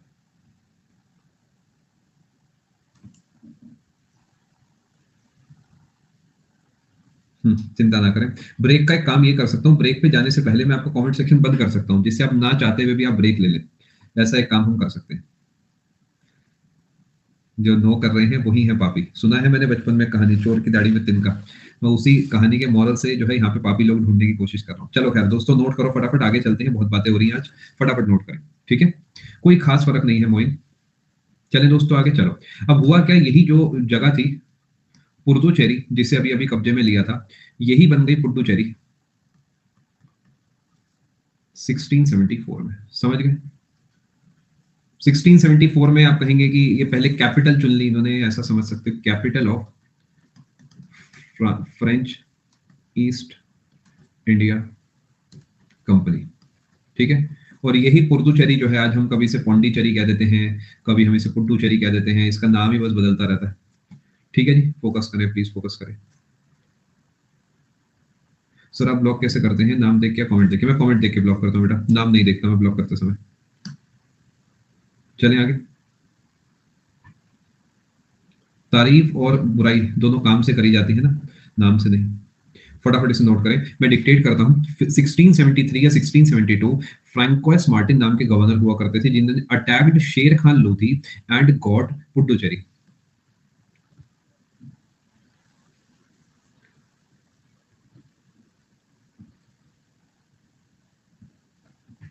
ईस्ट इंडिया का रीजन आपने सही पूछा है। उस जमाने में निकास दो इंडीज हुआ करते थे, जो आज भी दो इंडीज है। एक वेस्ट इंडीज है, एक ईस्ट इंडीज है। ईस्ट इंडीज आज इंडिया है और वेस्ट इंडीज वेस्ट इंडीज है। इसी वजह से इसे ईस्ट इंडीज कहा जाता था, बिकॉज इनके ईस्ट में हम लोग हुआ करते थे। समझ गए? बहुत छोटी छोटी बातें लेकिन बड़ी काम की बातें हैं ना। ये नहीं पता हो तो फिर क्या फायदा पढ़ने का। छोटी छोटी बातें, लेकिन मेरे हिसाब से ये बातें पता होनी चाहिए सबको। चलें खैर आगे दोस्तों। अब छोटा सा डेटा मैं आपको लिखवाने वाला हूँ। वो डेटा क्या है मैं आपको थोड़ा सा समझा देता हूँ। सबसे पहले मैं यहाँ पर दो चार पॉइंट आपके लिए ऐड करूंगा अंग्रेजों वाले पेज पे, ठीक है। अंग्रेजों वाले पेज पे दो चार पॉइंट्स में ऐड करूंगा, उसके बाद मैं आपको यहाँ पर कुछ और चीजें बताऊंगा, ठीक है। आपके पास अगर स्पेस है तो अंग्रेजों वाले पार्ट में ही लिख लो, स्पेस नहीं है तो आगे कहीं लिख लो। मुश्किल से 2 या 3 लाइनें मैं आपको लिखवाने वाला हूँ। देखो कैसे, मैं आपको बताता हूँ। आपकी कॉपी में ये वाला पेज बना हुआ है क्या, ब्रिटिशर्स वाला? ठीक है। उसके बाद आपने डेटा लिखा होगा, granted monopoly of trade in India for 15 years. सिर्फ इतना सा याद रखो, इतना सा ऐड करना है, अलग से तो पेज हमें नहीं चाहिए होगा, ठीक है। ये आप फॉर ये ऐड करो। इसके अलावा ये ऐड करो, ये जो कंपनी का नाम था ये आपको मैंने बताया था, मर्चेंट एडवेंचरर्स। मैं ना रिस्क नहीं ले सकता। मैं चाहता हूं कि जो बच्चा यहाँ पे पढ़ लिया उसे कोई किताब ही ना खोलनी पड़े, इसलिए मैं बारीक से बारीक डेटा पे काम करना चाहता हूँ। फटाफट नोट करें। ये जो कंपनी थी, जो लोग मिलके गए थे वहां पर, उन्होंने उनका नाम था मर्चेंट एडवेंचरस। और ये दिया गया था, कब दिया गया था? ये चार्टर जो दिया गया था, दिया गया था 31 दिसंबर सन 1600 को। जी हाँ, टीम बनी थी, जो ग्रुप ऑफ बिजनेसमैन गए थे उनके पास। देखिए कंपनी की फैक्ट्रीज होती हैं, जैसे कि टाटा जो है वो एक कंपनी है, जिसकी कोई फैक्ट्री मान लेते हैं फॉर एग्जांपल मानेसर में है तो एक फैक्ट्री हो गई, यानी कंपनी की फैक्ट्रियां होती हैं, ठीक है। डाउट्स बेटा थोड़ी देर में ही लिए जाएंगे, अभी के लिए क्वेश्चन टैब आपका बंद कर दिया, ठीक है जी। आपने बात नोट कर ली है। अब ये ध्यान रखना, this 15 year period was revised after, आप इसे ऐसे लिख सकते हो, monopoly charter was revise 15 year period की जगह आप चार्टर भी लिख सकते हो। चार्टर को बार बार रिवाइज करा जाता था एवरी 15 ईयर। समझ गए ना कैसे? जैसे हमारे देश में हम कहते हैं कि रिजर्वेशन जो है 10 साल के लिए था, जैसे ही 10 साल पूरे होने वाले थे हमने 10 साल के लिए रिवाइज कर दिया। जी हाँ, ब्रिटिशर्स वाले में लिखना है, जो चार्टर ऑफ क्वीन लिख देता हूँ ना मैं, क्वीन, ये जो है हर 15 साल के बाद रिवाइज होना था। भैया बात ऐसी कुछ है कि आज है सन 1600, तुम जाओ 1615 तक काम करके आओ। जैसे ही 1615 आने वाला था तो यहाँ पर क्वीन ने भी सोचा कि हमारे देश का तो मुनाफा ही है तो आने दो, तो कहा चलो तुम 1630 तक कर लो। ऐसे बढ़ाते गए बढ़ाते गए बढ़ाते गए। एग्जाम्पल दे रहा हूँ बस, ये मतलब ऐसा दिल पे मत लगा लेना, एग्जाम्पल्स है बस ये, ठीक है। क्या बात को आप समझ पाए हैं दोस्तों? कंफर्म करें, पक्का? लेकिन यहीं पे तो खेल खराब है, यही तो मना करना था। मई 1609 में ही ये समझ गए थे कि ये तो बड़ा खेल है भैया, लंबा खेल है। इसी में चार्टर वॉज एक्सटेंडेड इनडेफिनेटली। मात्र 9 साल में इनका विजन इतना क्लियर था कि बढ़ा दो, कोई दिक्कत नहीं है। समझ पाए? मतलब ये मैं आपको बस ये बताना चाह रहा हूं कि सोच जो है बहुत मैटर करती है। इन्हें मात्र 9 साल में समझ आ गया था कि we are there to stay, हम इस देश में रहने के लिए जा रहे हैं, अपने को कोई जल्दबाजी नहीं है वापसी आने की, तो कंपनी को बनाते चलो। अब मैं उन बच्चों का कंफ्यूजन दूर करता हूं जिन्होंने सुना था कि चार्टर्स रिवाइज करे जाते थे। वो थे चार्टर एक्ट, जो आएंगे ही 1773 में। ये उनके लिए जो है पहले एक बार सिलेबस कर चुके हैं, जो पहले से किताबें पढ़ चुके हैं। Those were charter acts, regulating act, Pitt's act, government of India act, वो आएंगे ही बाद में। फर्क समझ गए दोस्तों? एक बार रिवाइज कराता हूँ। बात कुछ ऐसी है कि सन 1600 में क्वीन ने साइन करे, ठीक है। और अगले 9 साल के बाद कह दिया कि कंपनी तो बना के छोड़ दो, हर 15 साल में मेरे पास मुझे आके परेशान मत करो, मेरे पास कुछ पल बचे हैं जिंदगी के, मैं वो जी लेती हूँ, तुम अपना कंपनी बनाए रखो, जो करना करो, बार बार आके मुझे परेशान मत करो। ठीक है। ये चार्टर का मतलब वो कागज है, वो पन्ना है जिसपे लिखा गया है कि अंग्रेज की तरफ से यानी इंग्लैंड की तरफ से यानी यूके की तरफ से तुम और सिर्फ तुम ही हो जो भारत में जाकर व्यापार कर सकते हो। क्या बात को समझ पाए? यानी ऐसा नहीं है कि कल को कोई और प्रकट हो जाएगा। जैसे सरकार जो है वो रेलवे मंत्रालय को पावर देती है कि तुम और सिर्फ तुम ही हो जो कि रेल से जुड़ी फैसले ले सकते हो। ठीक है। ये ऐसा नहीं है कि कोई मान लेते हैं कोई जा रहा है कहीं घूमने और उसने कहा कि अरे यार पटरी सही नहीं लग रही, मोड़ दे थोड़ी सी। ऐसा तो नहीं कर सकते ना, बिकॉज वो अधिकार सिर्फ रेलवे के कर्मचारियों को है कि उससे कोई भी छेड़खानी वो कर सकते हैं। इसी तरीके भारत से या भारत के पड़ोस में जो इलाके थे उससे व्यापार करने की जो पावर थी वो दी गई थी मर्चेंट एडवेंचरर्स को, और कहा गया था कि तुम आज से मर्चेंट एडवेंचरर्स नाम के पिकाचू नहीं हो, तुम बन गए हो रायचू और तुम्हारा नाम है इंग्लिश ईस्ट इंडिया कंपनी।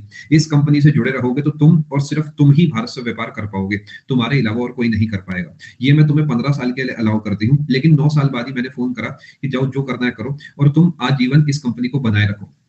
समझ गए? पूरे तरीके बात समझ गए? छोटी छोटी बातें हैं देखिए, लेकिन मैं बिना बताए जो है मुझे मजा नहीं आता। देखिए बात कुछ ऐसी है, मर्चेंट एडवेंचरर्स और इंग्लिश ईस्ट इंडिया कंपनी में क्या फर्क है मैं आपको समझाता हूँ। ये एक आदमी है जो एक बिजनेसमैन है, ये भी एक बिजनेसमैन है, ये भी एक बिजनेसमैन है, ये भी बिजनेसमैन है। इसने कहा मैं ए हूं, इसने कहा मैं, फालतू बात नहीं, एक साथ बताओ तुम क्या हो। तो इन्होंने कहा हमें मर्चेंट एडवेंचरर्स।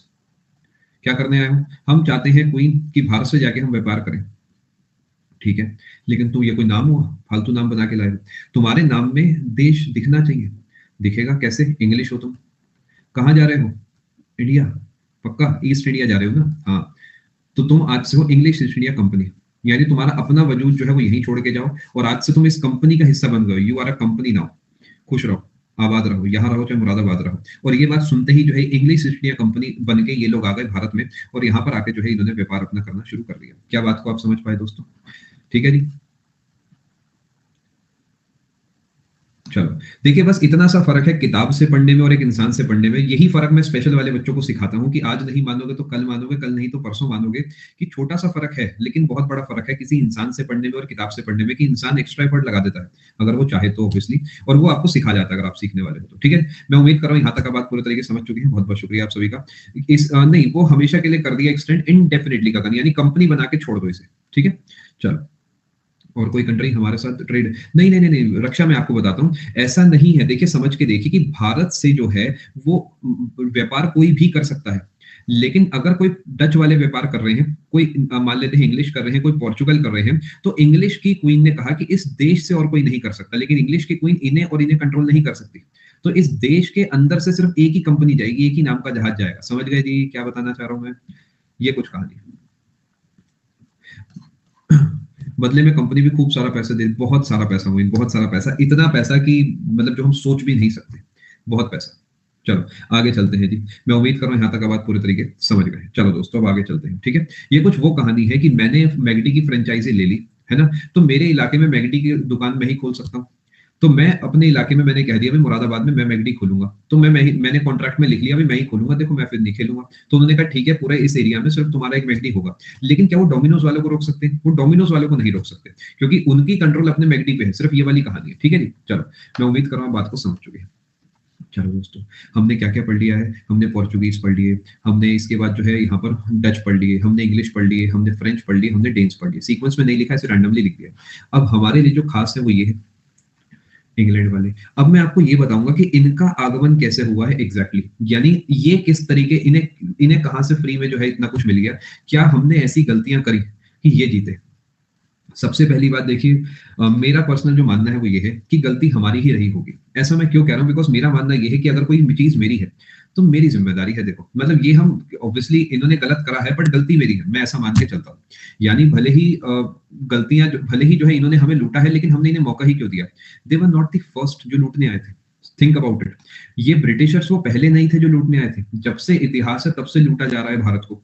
तब से हम जो है, कभी कोई नादिर शाह नाम का आता है, कभी अहमद शाह अब्दाली आता है, कभी चंगेज खान आता है, कभी मंगोल्स आते हैं, कभी कोई जो है तैमूर नाम का आता है, कभी मोहम्मद बिन कासिम आता है, कभी मोहम्मद घोरी आता है, कभी कोई आता ही रहता है।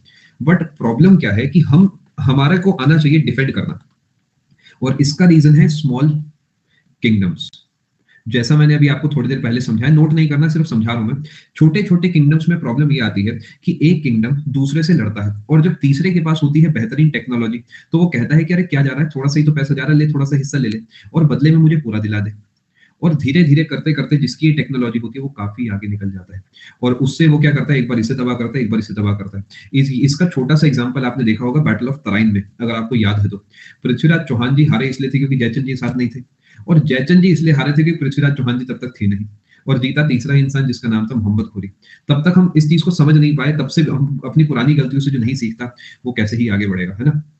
तो धीरे धीरे मैं अब आपको समझाता हूँ क्या कहानी है। देखिए, औरंगजेब का समय जब आया, तो औरंगजेब जो है, इसने क्या करा, सन 1700 में एक इंसान को चुना, मुर्शीद कुली खां। अब इस पेज से आप नोट कर सकते हैं, मुर्शीद कुली खां, यानी ऐसे लिखें, Aurangzeb appointed, Aurangzeb appointed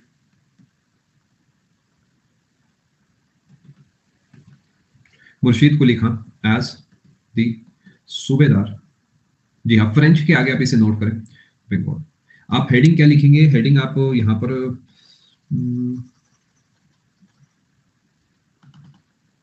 British conquest of India लिख सकते हैं।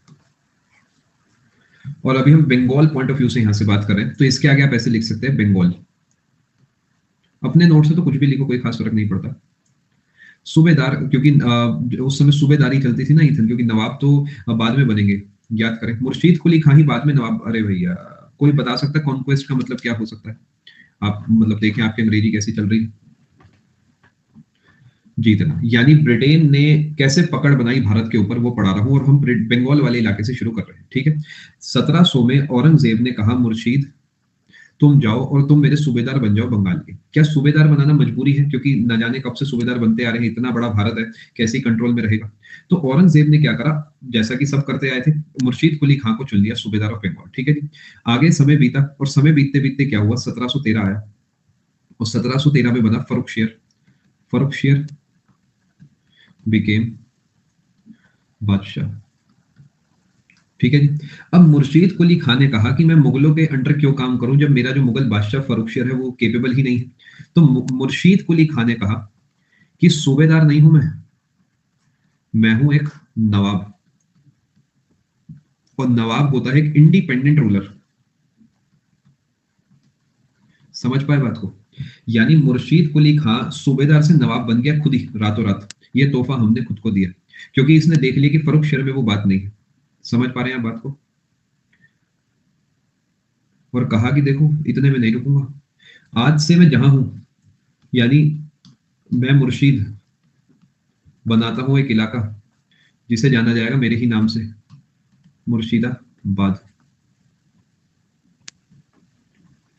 समझ गए जी? और मुर्शीद कुली खां बन गए फर्स्ट नवाब ऑफ बंगाल।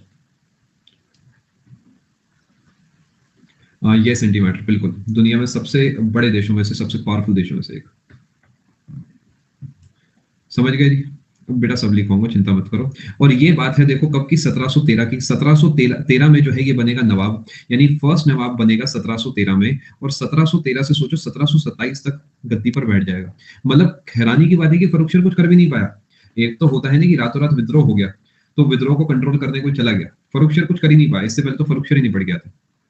ये सब कहां से आया मैं आपको बताता हूँ, आप इसे नोट करें, उसके बाद मेरी बात को ध्यान से सुने।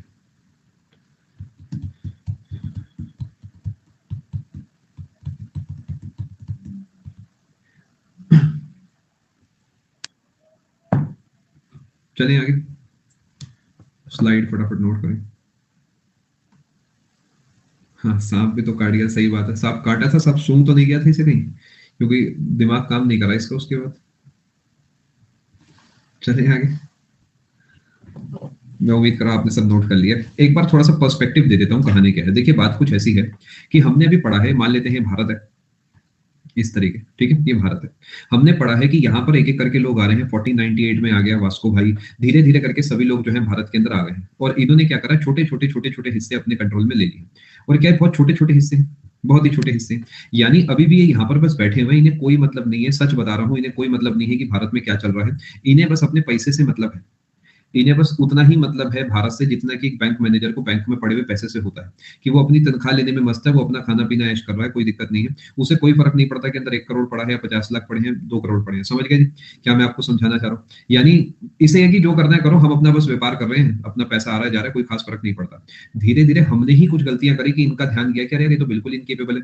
चलो और अपनी पावर बढ़ाते हैं और एक्सपैंड करते हैं, ठीक है? 1713 में जब औरंगजेब के बनाए हुए सूबेदार ने मुगल बादशाह के खिलाफ विद्रोह करा और वहां का खुद को पहला नवाब घोषित किया, तो उसने कहा कि ये इलाका मुर्शिदाबाद के नाम से जाना जाएगा और मैं हूं पहला नवाब बंगाल का। अब इसको लेके डेफिनेटली फर्रुखशर को कुछ करना चाहिए था, बिकॉज फर्रुखशर उस समय मुगल बादशाह है। लेकिन फर्रुखशर कुछ नहीं कर पाया बिकॉज वो इतने केपेबल नहीं थे, दूसरों के हाथ में सारी पावर थी। तो फर्रुखशर के कुछ ना कर पाने की वजह से क्या हुआ कि जो बंगाल है वो पूरे तरीके अलग हो गया मुगल कंट्रोल से। समझ पा रहे हैं बात को? क्या बात को समझ पाए? यानी बंगाल जो है वो अलग हो गया मुगल साम्राज्य से। यहीं से कहानी थोड़ी-थोड़ी खराब होगी। लेकिन अभी भी फर्रुखशियर का भी कुछ इलाके पे कंट्रोल है, कुछ इलाके पे कंट्रोल है कुछ इलाके पे कंट्रोल है मुर्शीद कुली खां का। समझ गए जी क्या बात है? अब समझने की कोशिश करते हैं। अब आराम-आराम से समझते हैं। इसने क्या करा, shifted the capital of Bengal from Dhaka to Murshidabad. समझ रहे हो? मतलब सेंटी हो गया एकदम ही। मतलब अभी से कोई फर्क ही नहीं पड़ता पहले क्या था। मुर्शिदाबाद में इसने क्या करा, कैपिटल को शिफ्ट कर दिया ढाका से। ढाका वो बांग्लादेश वाला ढाका हो गया, मुर्शिदाबाद अपना वाला मुर्शिदाबाद हो गया। लोकेशन अगर आप समझना चाहें तो स्टूडियस अभी का वेस्ट बंगाल इमेजिन करो, अभी के लिए इतना इमेजिन करो, काम बन जाएगा। ठीक है जी? क्या यहाँ तक आप बात समझ पाए? अब कहानी क्या है, बड़ी पेचीदा सिचुएशन हो गई। दिल्ली में बैठा है बादशाह, जिसका जैसा तैसा कंट्रोल है, कुछ खास कंट्रोल नहीं है, मतलब टूटा हुआ कंट्रोल है, मजेदार कंट्रोल नहीं है, थोड़ा-थोड़ा कंट्रोल है। यहाँ पर एक और इंसान बैठा है जिसने कहा है कि मैं ही हूँ यहाँ का मैं ही हूँ यहाँ का बादशाह, जिसका नाम मुर्शीद कुली खां है। तब तक अंग्रेज जो है यहाँ पर व्यापार करा ही करते थे, तो अंग्रेज भी अपनी फैक्ट्रियां वगैरह यहाँ लगा के बैठे हैं। यहाँ सब जगह अंग्रेजों की थोड़ी-थोड़ी फैक्ट्री है। क्या बात को आप समझ पा रहे हैं? जी हाँ। अब देखिए, भले ही वो मुगल के कंट्रोल में था दीक्षा, लेकिन इलाकों की तो कैपिटल होती है ना। जैसे भारत की कैपिटल दिल्ली है, तो इसका ये मतलब तो नहीं कि यूपी की कैपिटल नहीं होगी, तो यूपी की अपनी कैपिटल है, वेस्ट बंगाल की अपनी कैपिटल, तो बंगाल की भी अपनी एक राजधानी हुआ करती थी, भले ही वो मुगलों के कंट्रोल में था। समझ गए क्या मैं आपको समझाना चाह रहा हूँ? यानी जैसे ही पहले नवाब बने हमारे मुर्शीद कुली खां, ये करीब करीब 14 साल तक राज करते हैं। और इसके बाद फर्स्ट नवाब, जैसे मैंने आपको बताया, ये थे मुर्शीद कुली खां। और ये जो है 1713 से 1727 तक राज करते हैं, करीब 14 साल। और इनके बाद जब इनकी डेथ होती है तो दूसरे नंबर पे आके बैठते हैं शुजा उद दीन। दौला नहीं है, दीन है। और ये जो है बैठते हैं 1727 से 1729 तक। यानी अब एक अलग ही खेल चल रहा है। देश में एक देश बन चुका है बंगाल नाम का। जैसे कि हम उधर अपना क्रोनोलॉजी पढ़ते थे, ऐसे यहाँ भी हम एक क्रोनोलॉजी पढ़ेंगे और अब हम इसके बंगाल की बात अलग से डिटेल में करने जा रहे हैं। ठीक है? यहाँ पर तीसरे नंबर पे जो आकर बैठेगा वो आके बैठेगा सरफराज खान। और ये बैठेगा 1739 से 1740 तक, सिर्फ 1 साल। थोड़ा समझने की कोशिश करते हैं। ठीक है जी? क्या यहाँ तक आप बात समझ पाए? सरफराज खान सिर्फ 1 साल के लिए इसलिए बैठा है बिकॉज सरफराज खान जो है इसका एक कमांडर हुआ करता था। कमांडर और एक कजन, कमांडर प्लस कजन, जिसका नाम था अली वर्दी खान। 39 समझा नहीं? कहीं पर कोई डाउट है क्या? अरे हाँ, ऊपर 39 है, माफी चाहेंगे। करेक्ट करा दिया करो भी, किसी बच्चे का ऐसे लॉस नहीं होना चाहिए। छोटे छोटे ह्यूमन एरर होते रहते हैं, करेक्ट करा दिया करो। ठीक है? बोला मेरा ख्याल मैंने सही था, लिखने में शायद कुछ ऊपर नीचे हो गया होगा। ठीक है? ठीक है, यहाँ तक आप समझ गए। यानी जैसे ही सरफराज खां आके बैठा तो इसी के चचेरे भाई ने कहा कि अरे हम बैठेंगे।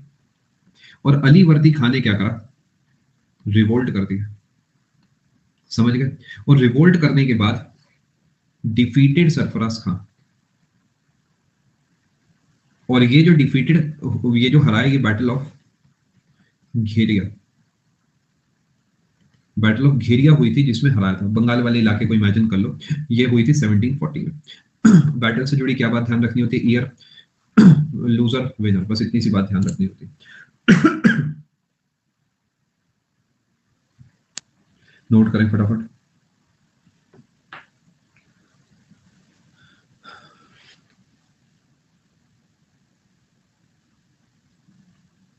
जी हाँ, चलें आगे। अब इसके बाद क्या हुआ जी? अगले नवाब कौन बनेंगे? अगले बनेंगे, अब नंबरिंग इतनी इंपॉर्टेंट नहीं है, अगले बनेंगे अली वर्दी खान। सीक्वेंस में देख लेता हूँ, थर्ड है फोर्थ है, क्या है? थर्ड, हाँ सही है, फोर्थ होगा। अली वर्दी खां, और ये बैठेंगे 1740 से 1756। अब ये जो है बड़े चालाक हुआ करते थे, क्योंकि ये समझ गए थे कि जो अंग्रेज हैं वो क्या चाहते हैं।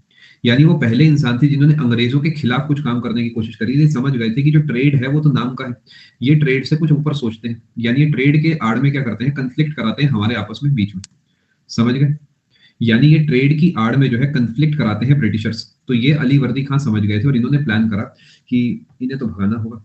और यही वो पहले इंसान है जिन्होंने ब्रिटिशर्स को कंपेयर करा था हनी बीस से। पहले वो इंसान है, ये थोड़ा सा इंपॉर्टेंट रहता है, ये वो इंसान है जिन्होंने ब्रिटिशर्स को हनी बी से कंपेयर करा था कि ये जो है अगर इन्हें पालोगे तो ये तुम्हें शहद देंगे, यानी तुम्हें मुनाफा देंगे कमा के, खुद भी मुनाफा कमाएंगे। लेकिन अगर इन्हें जरा सा भी परेशान करोगे तो जैसे मधुमक्खी काटती है वैसे ये भी काटेंगे। बट प्रॉब्लम ये है कि मेरे दोस्त, कभी तो छत्ते को हटाना पड़ेगा ना, क्योंकि छत्ता एक दिन इतना बड़ा हो जाएगा कि तुम्हें छत पे जाके रहना पड़ेगा। तो ये अली वर्दी खां जो है एक समझदार इंसान हुआ करते थे, और इन्होंने पहले वो इंसान थे जो अंग्रेजों के खिलाफ जो है थोड़ा प्लान कर रहे थे कि गड़बड़ तो है दोस्त कुछ। यानी अभी तक भले ही सिचुएशन कंट्रोल में है, लेकिन ये उनके इंटेंशन को पूरे तरीके से समझ चुके हैं। ये समझ गए हैं कि इस बार रीजनिंग जो है टफ आने वाली है। और इसके बाद समय आगे बीतता है, और जब अली वर्दी खां जाते हैं तो अगले नंबर पे बनते हैं नेक्स्ट। गिनती इतनी इंपॉर्टेंट नहीं है तो नेक्स्ट वर्ड यूज कर लेते हैं। नेक्स्ट जो बनेंगे नवाब, वो बनेंगे सिराजुद्दौला। सिराज उद दौला, बहुत इंपॉर्टेंट है जी, बहुत इंपॉर्टेंट। 1756 से 1757, बस एक साल के लिए। ये वो पहले इंसान थे जिन्होंने जो है बुरे तरीके पीटने की कोशिश करी थी अंग्रेजों को। और इन्होंने, यही वो हैं, यही वो पर्सनालिटी हैं जिन्होंने ब्लैक होल ट्रेजेडी, ट्रेजेडी क्या कहना है, ये सब बस कहने की बात है, को अंजाम दिया था। यानी काल कोठरी की सजा। ये क्या है मैं आपको बताता हूँ। स्कूल में सुना होगा आपने, आपके स्कूल में शायद एक कमरा हुआ करता होगा जिसे काल कोठरी कहा जाता था। मैं दिल्ली में था उस समय, आदर्श नगर में मैं रहता था, तो मुझे आज भी याद है कि कैसे मेरे स्कूल में कमरा हुआ करता था जिसमें बंद कर दिया जाता था मुझे, क्योंकि मुझे स्कूल जाना कुछ खास पसंद नहीं था, पता नहीं क्यों। शुरू से ही मुझे ऐसा लगता ठीक है यार, मतलब रोज ही जाना है, तो मतलब मुझे इतना बढ़िया नहीं लगता था। तो शायद वही मेरे घर वालों ने शिकायत वगैरह करी होगी, तो मुझे जो है उसमें कई बार बंद कर दिया जाता था। अब साइकोलॉजी क्या है, वो कहते थे कि इसमें बहुत सारे चूहे वगैरह भरे भरे हुए हैं, आपने शायद सुना होगा। ये वो तो आदमी उससे डरता है, और डर के जो है अगले दिन टाइम पे जाने की कोशिश करता है ना। तो काल कोठरी वाला कॉन्सेप्ट समझा रहा हूँ कि ऐसे इलाके को काल कोठरी कहा जाता है जहां पर अंधेरा हो, जहां पर जो है मतलब टॉर्चर वाली फीलिंग आए जिससे कि आप सुधर जाए। तो ये वो सिराजुद्दौला वो इंसान थे जिन्होंने ब्लैक होल ट्रेजेडी को अंजाम दिया था। ये क्या था मैं आपको बताता हूँ, अगले पेज पे चलते हैं। आप कहोगे सर आप भी ऐसे ही यार, देखो ट्रेजेडी। मेरा जो स्कूल था वो मेरे घर से जो मैं बात कर रहा हूँ आपसे, थर्ड सेकंड थर्ड की बात कर रहा हूँ, मेरा स्कूल मेरे घर से 2 गली छोड़ के था, और ये बहुत बड़ी मुसीबत थी, बहुत ही बड़ी मुसीबत थी। मैं घर से खाना नहीं खा के जाता था, मुझे आज भी याद है मम्मी मेरे स्कूल में ब्रेकफास्ट ले आती थी, उनकी इतनी जान पहचान थी। और टीचर से बात, मैं कहा, अरे क्या है यार ये सब बताओ। पहले मैं क्लास के बाहर खड़ा होके खाता था नाश्ता, फिर अंदर जाके मुझे पनिशमेंट मिलती। देख रहे हो जरा, घर वाले ही साथ नहीं थे अपने। खैर, ब्लैक होल ट्रेजेडी जो है इसकी थोड़ी सी बात करते हैं। ये जो है अंजाम इसे मिला था फोर्ट विलियम्स ऑफ कैलकटा।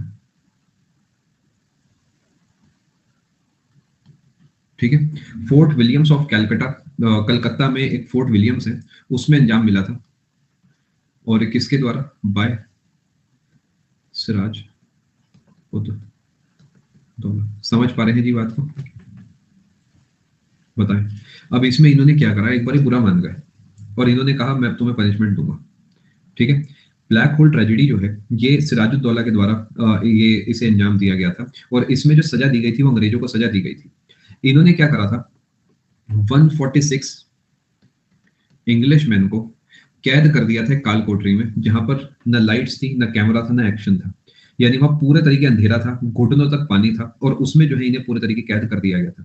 ना हवा थी, ना पानी, पानी तो बहुत सारा था, ना लाइट थी, घुटनों तक पानी था। समझ पा रहे?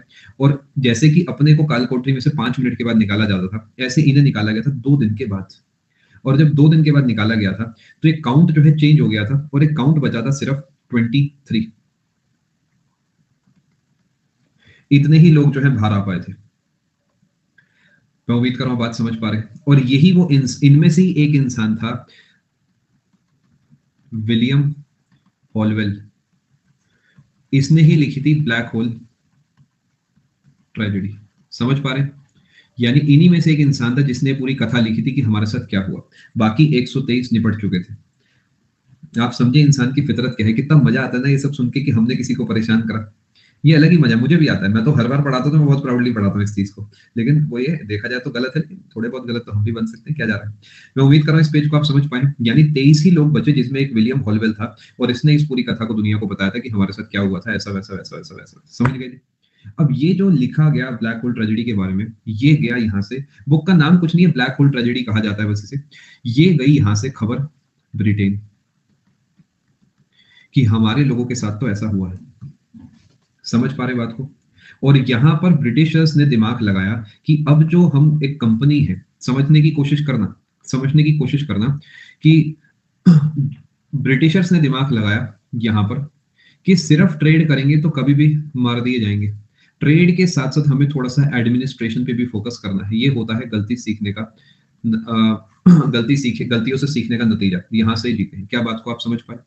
यानी यहां पर ट्रेड के साथ साथ इन्होंने दिमाग लगाया कि भैया प्री निकालने से कुछ नहीं होगा, मेन खेल तो मेंस का है, तो मेंस पे भी फोकस करते हैं। यानी इन्होंने यहाँ पर ध्यान दिया कि ट्रेड के साथ साथ अब हमें थोड़ा सा अपने बारे में भी सोचना होगा, और इन्होंने इस एडमिनिस्ट्रेशन को मद्देनजर रखते हुए 1757 में एक इंसान भेजा, रॉबर्ट क्लाइव। और ये रॉबर्ट क्लाइव बना फर्स्ट गवर्नर ऑफ बंगाल।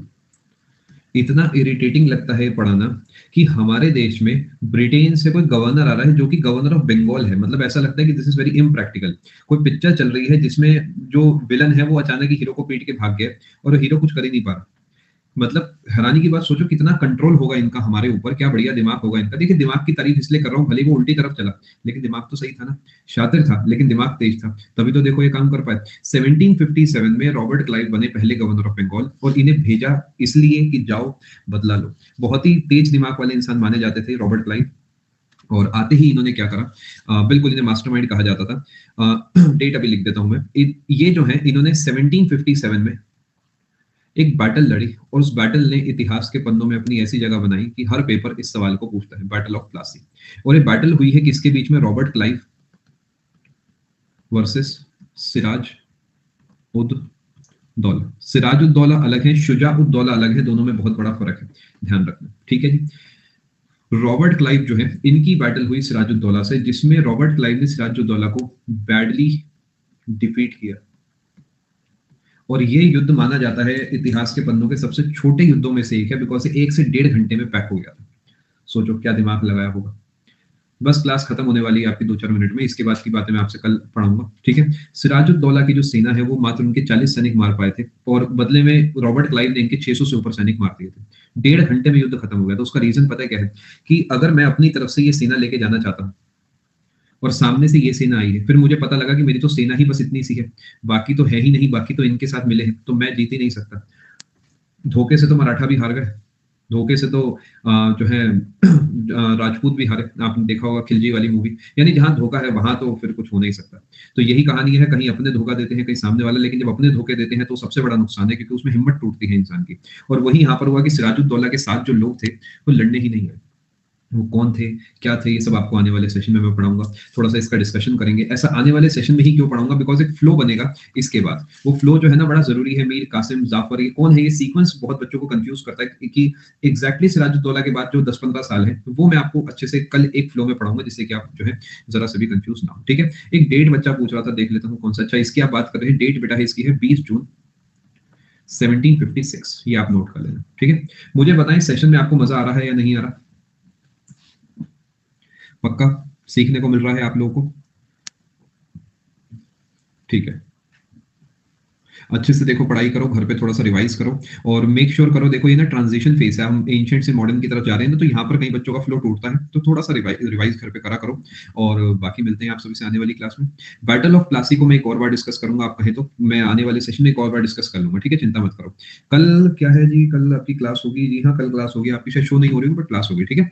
मैं उम्मीद करूँ सीखने को मिल रहा है आपको, कनेक्शन बन रहे हैं, because history without connection is useless. अगर वो कनेक्शन नहीं है तो फिर कोई फायदा नहीं है, फिर मेरा क्या रोल, फिर तो किताब से पढ़ लेंगे। जाएंगे। कोई डेट वगैरह अगर शायद मिसिंग है, शायद क्लासिक ही नहीं, मैं कल सब लिखवा दूंगा, चिंता मत करो, मतलब बिल्कुल परेशान मत हो, ठीक है। संडे को मैं आपको ऑफ रख देता हूँ, जिससे कि एक दिन आपको भी मिल जाए, थोड़ा सा मैं भी आराम कर लूंगा, आप भी आराम कर लेना। फिर ऐसे ही हमारी क्लासेस मंडे टू सैटरडे चलती रहेंगी, ठीक है। चलो, ख्याल रखें अपना, अच्छे से तैयारी करें दोस्तों, मिलते हैं आप सभी से आने वाली क्लास में। 6:30 वाली क्लास बिल्कुल है, आज भी है, कल भी होगी, और अपना ख्याल रखें बस। अब देखिए, तबीयत का खास ख्याल रखेंगे, मैं आपको स्पेशल इंस्ट्रक्शंस दे रहा हूँ, मौसम चेंज हो रहा है, मेरे घर में भी काफ़ी सारे लोग बीमार हैं इस समय, और मतलब ऐसा कोई स्ट्रेस वाली बात नहीं है, सब ठीक है, मेडिसिन वगैरह सब ले रहे हैं। और मैं आपको भी यही कहूँगा, बिकॉज़ मैं आपको भी देखिए अपना परिवार मान के चलता हूँ, कि मौसम का खास ख्याल रखें, सॉक्स पहन के रखें, जैकेट पहन के रखें। बाकी डिपेंड करता है, देखिए पूरे देश से बच्चे जुड़े हैं, तो कहीं पे गर्मी ज़्यादा है, कहीं पे सर्दी ज़्यादा है, कहीं पे नहीं है, तो मेक श्योर अपना तबीयत का ख्याल रखें आप, ठीक है। तबीयत का ख्याल रखेंगे तो ये है कि आपका मन भी करेगा अच्छे से पढ़ाई करने का। चलो, मुलाकात होगी आप सभी से आने वाली क्लास में। आने के लिए आप सभी का बहुत बहुत धन्यवाद। Thank you so much.